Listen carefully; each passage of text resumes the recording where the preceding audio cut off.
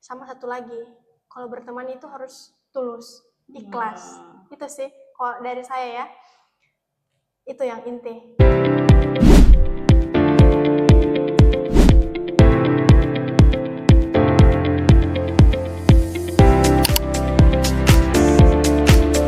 Assalamualaikum warahmatullahi wabarakatuh. Halo Sobat Ikonik, kembali lagi di podcast Ikonik Insight. Podcast yang menjadi salah satu ruang kita untuk ngobrol santai seputar tema-tema yang mungkin relevan dengan sobat-sobat Ikonik yang lagi nonton nih. Nah, untuk tema sekarang kita akan mengangkat sebuah fenomena yang mungkin lagi banyak diperbincangkan, salah satunya di dunia kampus. Jadi di dunia kampus itu kita mengenal dua tipe mahasiswa, di mana salah satunya itu adalah mahasiswa yang aktif di organisasi, kemudian mudah dikenal banyak orang, kemudian punya lingkup pertemanan yang cukup luas. Dan ada juga mahasiswa yang tipenya cuman fokus di akademik saja. Nah, tapi sebenarnya yang menjadi pertanyaan kira-kira yang mana nih yang bermanfaat untuk teman-teman atau sobat-sobat Ikonik di rumah. Nah, salah satu fenomena yang lagi sering diperbincangkan itu adalah mengenai social butterfly, di mana mahasiswa itu mudah bergaul, kemudian punya lingkup pertemanan yang luas. Tapi yang menjadi pertanyaan, apakah sebenarnya menjadi mahasiswa yang social butterfly ini bisa memberikan manfaat untuk mahasiswa ke depannya atau malah bisa menghilangkan fokus utama, yaitu tujuan kita berkuliah. Nah, hari ini kita akan membahasnya bersama narasumber kita di sini. Tentunya saya tidak sendiri. Di sini ada narasumber utama kita, salah satu dosen muda yang sangat cantik dan menjadi salah satu dosen favorit di kalangan mahasiswa. Nah, jadi di sini ada Ibu Ummul Haira Asmar, SHMH, yang akan membagi pengalaman serta persepsinya terkait dengan social butterfly tadi. Nah, tapi sebelum masuk ke tema, kita mau kenalan dulu ya lebih dekat dengan narasumber kita. Jadi biasa dipanggil sama mahasiswa Ibu Ummul ya? Iya, kalau panggil di mahasiswa Ibu Ummul. Oke, Ibu Ummul. Nah, untuk kesibukannya sekarang apakah fokusnya cuma mengajar atau ada kesibukan lain di luar? Oke, kalau untuk sekarang selain sebagai tenaga pendidik ya atau dosen, sebenarnya sekarang sudah mulai konsen di dunia bisnis. Bulan ini sedang merintis. Kemudian selain itu kadang juga aktif bersama komunitas-komunitas yang lain dan menjalankan beberapa proyek misalnya. Oke, jadi kalau boleh tahu bisnisnya yang sekarang dirintis itu bergerak di bidang apa nih Bu Mul? Oke, kalau untuk bisnis yang sedang dirintis sekarang itu bergelut di bidang kuliner. Karena kebetulan suka masak, betul. suka bereksperimen di dapur, ya. Jadi kenapa tidak hobinya itu dikembangkan menjadi bisnis. Oke, Masya Allah sekali ya. Jadi memang sekarang itu kita sangat butuh yang namanya dunia bisnis ya. Jadi tadi kalau Ibu Ummul dia mengubah hobinya, passionnya menjadi sebuah usaha, menjadi sebuah peluang untuk menghasilkan cuan. Cuan yang penting. Oke, cuan yang penting. Oke, kemudian untuk tema kali ini saya rasa sangat cocok ya. Kita akan bahas bersama Ibu Ummul karena melalui riset saya, Ibu Ummul ini orangnya memang sangat supel. Berarti sebelum ini saya di-riset ya terlebih dahulu. Iya dong, di-riset dulu narasumbernya. Jadi orangnya supel, kemudian sangat ramah, murah senyum. Nah, bisa dilihat dari tadi senyum. Kemudian aktif di beberapa komunitas ya, Bu Ummul. Jadi bukan hanya di lingkungan kampus, tapi juga merangkup ke luar kampus. Nah, terkait dengan tema sekarang Bu Ummul nih, terkait dengan social butterfly. Menurut Ibu Ummul sendiri, apakah kemampuan bersosialisasi atau skill social butterfly tersebut perlu untuk dimiliki oleh seseorang, khususnya untuk teman-teman atau sobat-sobat Ikonik yang lagi nonton? Oke, baik. Untuk sobat-sobat ikonik. Sebelumnya istilah social butterfly ini itu adalah istilah yang ditujukan untuk seseorang yang memiliki sifat ramah misalnya, kemudian kemampuan berkomunikasi, kemampuan membangun jejaring. Nah, kalau misalnya untuk mahasiswa, apakah perlu? Bukan sangat perlu ya, tapi sangat-sangat penting dimiliki oleh seorang mahasiswa karena ini merupakan modal awal ya. Mahasiswa itu tidak hanya dituntut untuk aktif dalam dunia akademik, tapi juga aktif dalam dunia bersosialisasi misalnya, baik dalam ruang lingkup kampus maupun luar kampus. Jadi saya kira sangat penting mahasiswa untuk memiliki kemampuan sosial butterfly. Oke, jadi dengar tuh sobat-sobat ikonik. Nah, jadi skill social butterfly itu tadi bukan hanya penting tapi sangat penting untuk dimiliki oleh seorang mahasiswa, karena mahasiswa bukan hanya harus dituntut di akademik saja, tapi bagaimana bisa memperluas jejaringnya, networkingnya bersama orang-orang, bukan hanya di lingkup kampus tapi juga di luar kampus. Nah, kemudian kalau dari pengalaman Ibu Umul sendiri nih, kalau boleh tahu selama menjadi mahasiswa kemarin, apakah Ibu Umul menjadi salah satu mahasiswa yang social butterfly, yang aktif berorganisasi, kemudian mudah bergaul sama orang-orang di sekitar?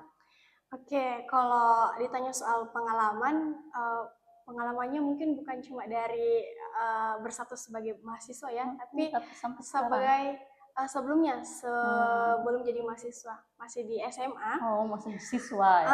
Masih siswa. Saya rasa kemarin itu sudah aktif sebagai orang yang dijuluki sebagai social butterfly. Berarti sangat relevan nih sama narasumber kita. Emang dia social butterfly. Karena kebetulan kemarin di SMA itu sempat terpilih menjadi ketua OSIS. Oh, Masya Allah. Jadi soal skill komunikasi, kemudian kemampuan networking itu terbangun sejak SMA. Kemudian masuk lagi di fase kuliah. Di semasa kuliah kemarin, soal ini ya, pengalamannya di kampus sebagai orang yang dijuluki social butterfly kemarin, bukan hanya aktif di kampus, tapi juga aktif di organisasi. Kemarin di kampus saya aktif di organisasi ekstra maupun intrakampus. Tapi bukan berarti saya melupakan kewajiban saya sebagai seorang mahasiswa. Nah, itu jadi tujuan utama ya. Ya, jadi intinya dari pengalaman ini life balance antara akademik dengan organisasi di luar kampus. Betul sekali. Oke, jadi itu tadi ya terkait dengan pengalaman dari Ibu Umul. Jadi memang dia tipenya sudah dijuluki social butterfly dari SMA nih. Nah, jadi dari SMA sudah membangun networking, sudah membangun jejaring dengan orang-orang di sekitar. Kemudian sampai sekarang mengajar di lingkup kampus juga masih membangun relasinya juga. Nah, kemudian Bu, jadi kita cerita tentang pengalaman saja ya. Jadi karena biasanya mahasiswa ini butuh langsung pengalaman yang bisa di-sharing. Berdasarkan pengalaman Bu Umul sebagai social butterfly, orang yang mudah bergaul, membangun networking, apakah ada pengalaman di mana relasi atau networking yang Ibu bangun sebelumnya itu benar-benar membuka peluang bagi Ibu baik di dunia akademik maupun pada saat meniti karir seperti sekarang? Oke, baik. Untuk ini ya, pengaruhnya sampai sekarang, saya rasa sangat-sangat berpengaruh. Berpengaruh ya. Karena kenapa dimulai dari bangku kuliah kemarin, saya melanjutkan pendidikan di strata S2 itu dibiayai oleh negara. Nah, kalau ini beasiswa ya. Nah, saya bisa dapat beasiswa ini karena itu tadi, networking atau jejaring. Gitu. Karena biasanya kita kan kalau mau daftar beasiswa itu kadang tidak pure kalau kita tidak butuh saya bantuan orang lain, dalam hal ini tanya-tanya misalnya, mencari informasi. Ya. Nah, kemarin itu kuliah S2 kebetulan ada kenalan, saya bertanya ini apa-apa saja yang dipersiapkan, kalau misalnya nanti lulus harus bayar dulu atau tidak. Nah, itu semua diajari.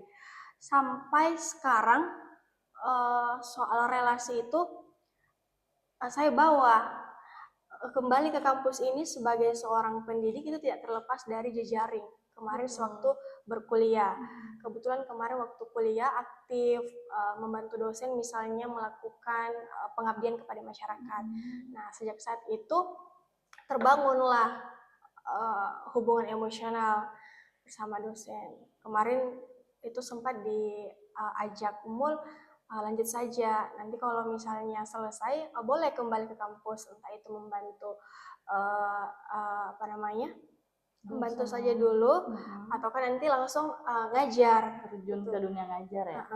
Jadi sangat-sangat relevan apa yang kita bangun kemarin itu sekarang bisa kita petik hasilnya. Jadi itu tadi ya Sobat Ikonik terkait dengan pengalaman Ibu Umul sendiri, jadi betul-betul networking itu sangat membuka peluang bagi kita. Nah, kalau saya sendiri mungkin Bu Umul dijuluki social butterfly, kalau saya sendiri mungkin kebalikannya.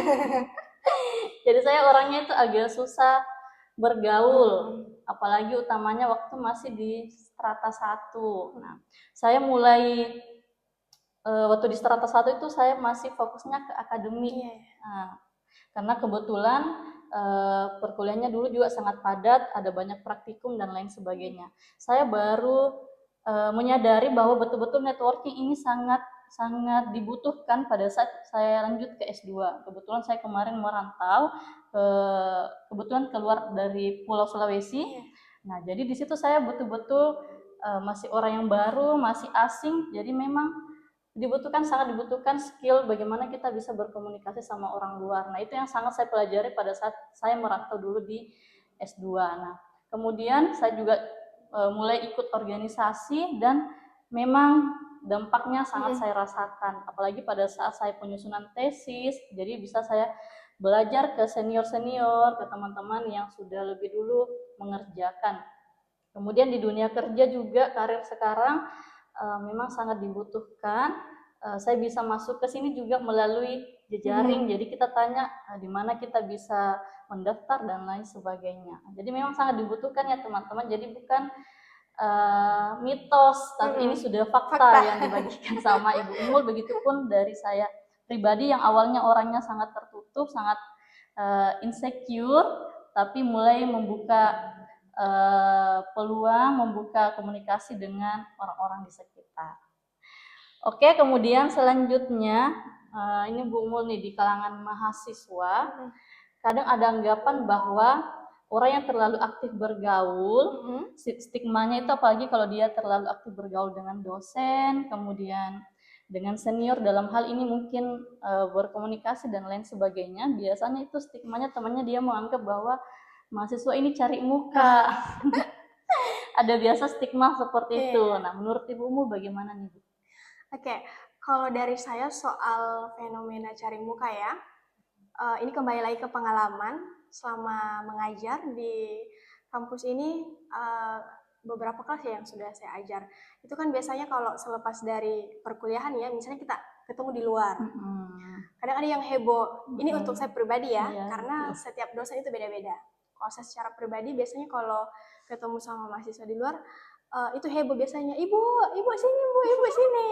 Nah, kalau saya secara pribadi untuk fenomena cari muka sampai detik ini tidak pernah terbesit di kepala saya bahwa kayaknya cari muka nih, cari muka nih biar nanti nilainya bisa tinggi misalnya. Nah, kalau saya justru memaknainya sebagai bentuk kesyukuran ya, karena ternyata anak-anak ini respect.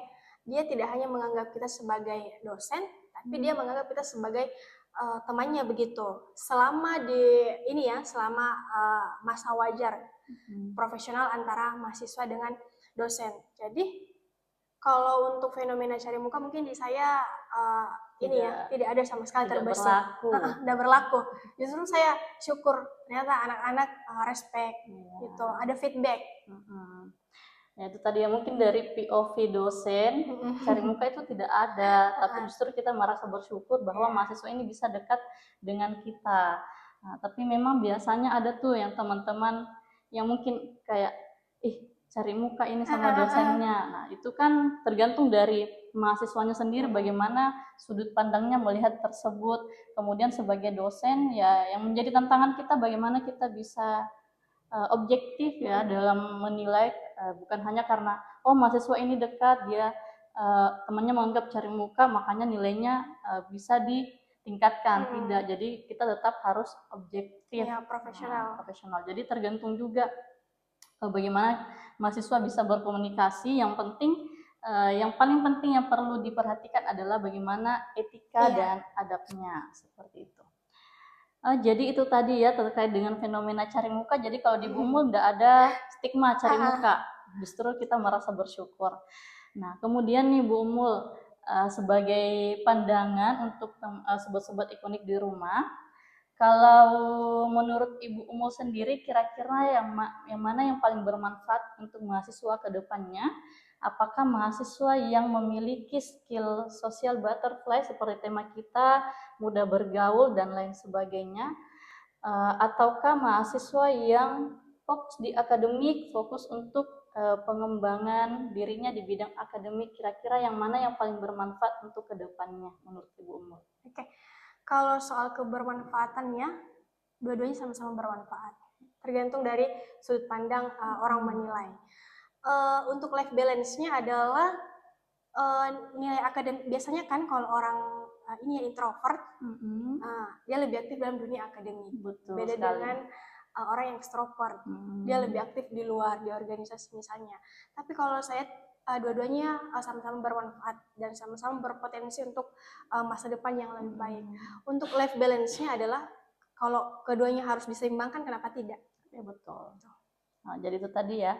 Jadi ini adalah dua hal yang bukan menjadi sebuah pilihan, tapi bagaimana teman-teman supaya bisa menyeimbangkan. Jadi ada work-life balance-nya sesuai dengan tema kita sebelumnya. Teman-teman bisa nonton nih di podcast sebelumnya, kita sudah membahas terkait work-life balance. Nah, jadi bagaimana kita bisa menyeimbangkan membangun relasi, kemudian bukan hanya membangun relasi, tapi kita juga tetap fokus pada tujuan utama kita berkuliah, seperti itu. Nah, yang terakhir nih Bu Umul, jika bisa memberikan pesan kepada mahasiswa atau sobat-sobat ikonik yang lagi nonton nih terkait dengan relasi, kemudian pertemanan, kira-kira apa yang perlu sobat-sobat ikonik ingat dari Ibu Umul? Pesannya silahkan. Oke, kalau untuk pesan ya, sebagai seorang social butterfly, kalau saya untuk sobat ikonik, jangan pernah menutup ruang untuk orang yang baru. Bukalah cakrawala pertemanan kita seluas-luasnya, karena dalam dunia kampus itu bukan hanya tentang nilai akademik, tetapi yang paling penting juga adalah pengalaman, hubungan yang harmonis, dan tentunya untuk kehidupan pribadi yang lebih baik.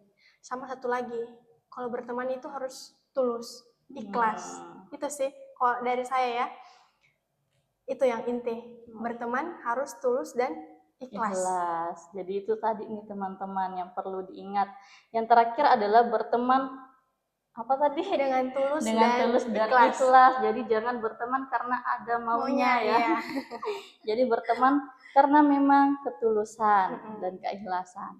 Oke, jadi teman-teman mahasiswa, sobat-sobat ikonik, dari obrolan kita hari ini semoga bisa membuka cakrawala teman-teman, bagaimana kita bisa membangun skill, membangun relasi. Jadi social butterfly itu bukan hanya berbicara bagaimana kita mudah dikenal banyak orang, tapi bagaimana kita bisa membangun relasi yang sehat, yang saling support, utamanya untuk mahasiswa, bagaimana bisa saling mendukung, tetapi jangan melupakan tujuan utama kita berkuliah di akademiknya.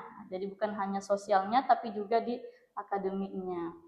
Kemudian semoga diskusi hari ini bisa menjadikan kita lebih bijak dalam membangun pertemanan yang sehat, circle yang sehat, dan bisa saling grow up bareng, saling support dan sebagainya. Kemudian terima kasih juga untuk narasumber kita Ibu Umul yang sudah menyampaikan perspektifnya, kemudian berbagi pengalaman, sharing pengalaman dengan sobat-sobat ikonik, dan juga untuk sobat-sobat ikonik yang masih menonton, terima kasih.